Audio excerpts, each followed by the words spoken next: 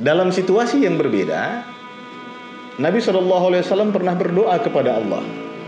Hadis ini diriwayatkan juga oleh Imam Muslim, hadis sahih. Nabi SAW pernah berdoa begini.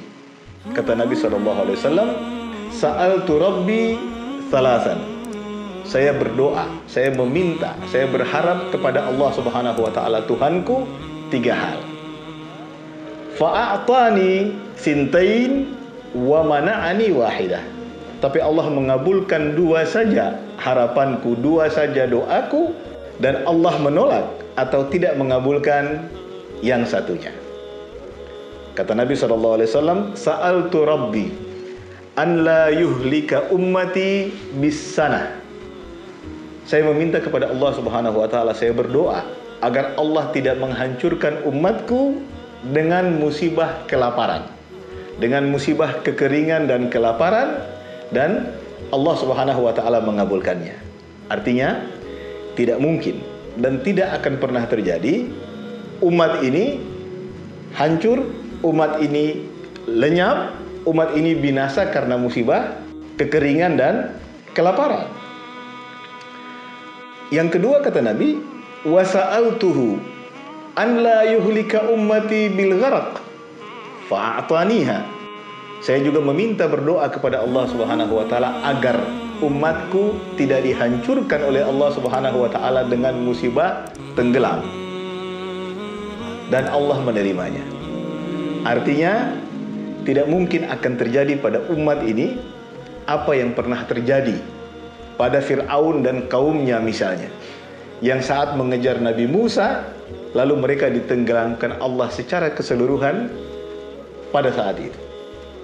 Atau apa yang terjadi pada kaum Nuh, yang Allah tenggelamkan lewat air bah yang besar.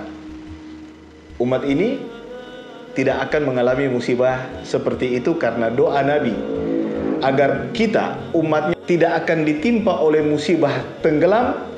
Itu telah dikabulkan oleh Allah Subhanahu wa taala. Dan permintaan yang ketiga yang tidak dikabulkan oleh Allah Subhanahu wa taala, kata Nabi, wa sa'altuhu an la yaj'ala ba'sahum bainahum famana'aniha. Dan saya meminta kepada Allah agar tidak menjadikan permusuhan, pertentangan, pertikaian, peperangan di antara umat ini, famana'aniha. Tapi Allah menolak dan tidak mengabulkan doaku itu.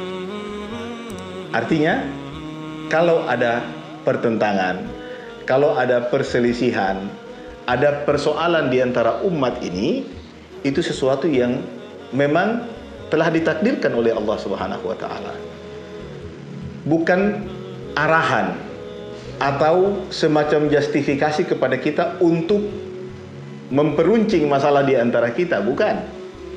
Karena Allah justru meminta kita untuk bersatu, meminta kita untuk menyelesaikan masalah di antara kita.